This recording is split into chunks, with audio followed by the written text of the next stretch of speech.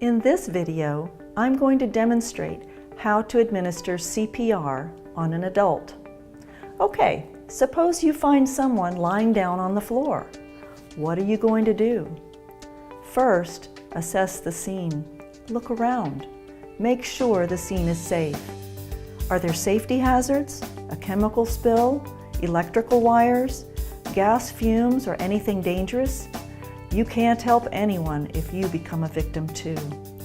If the scene is safe, check the person for a response. Tap or shake the victim on the shoulder and shout, "Are you okay?" If you do not get a response from the victim, yell for help. Next, tell a specific bystander to phone 911 or the emergency response number and get an AED, and very importantly, to come back to help. Many facilities, stores, schools, airports, conventions, and sports arenas will have AEDs available. Next, check the victim for breathing or only gasping. You need to scan the victim's body back and forth from head to abdomen for at least 5 seconds, but no more than 10 seconds. Agonal breathing sounds like gurgling or gasping. It is not breathing. You must start CPR. Now check for a pulse. To locate a carotid pulse on an adult or child, place your 2 fingers on the center of the victim's neck. Slide your fingers down the side of the neck into the notch between the muscles. You should feel a strong pulse there. If the victim has a pulse but is not breathing, give 1 rescue breath every 5 seconds. Then recheck the victim's pulse every 2 minutes. To perform a rescue breath, gently tilt the victim's forehead back with one hand, and with your other hand, lift the victim's chin. This position opens the airway. Pinch the nose closed and cover the victim's mouth with your mouth, breathing life-giving air into the victim. If you have a one-way mouth guard, use it as directed.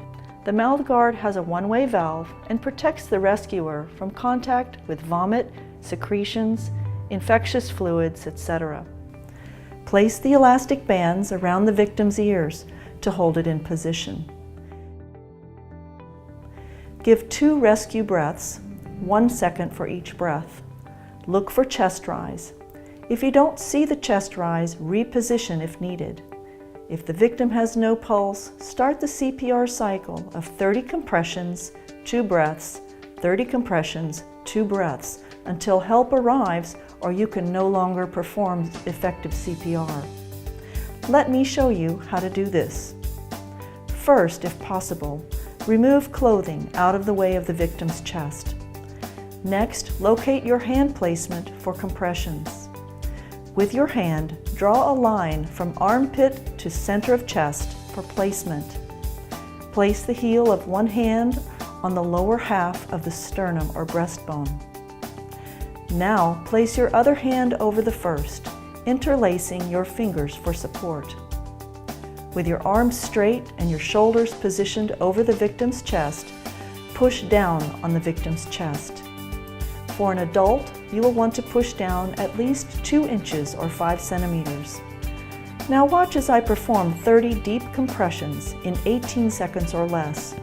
You want to be able to give at least 100 compressions in a minute.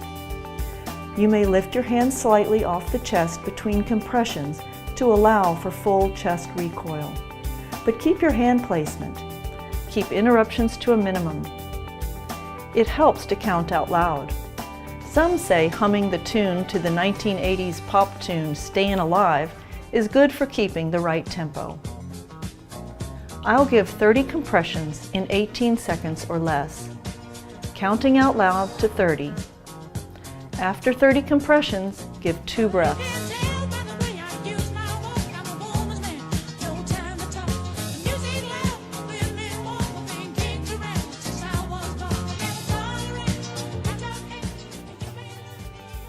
Look for the chest to rise between breaths.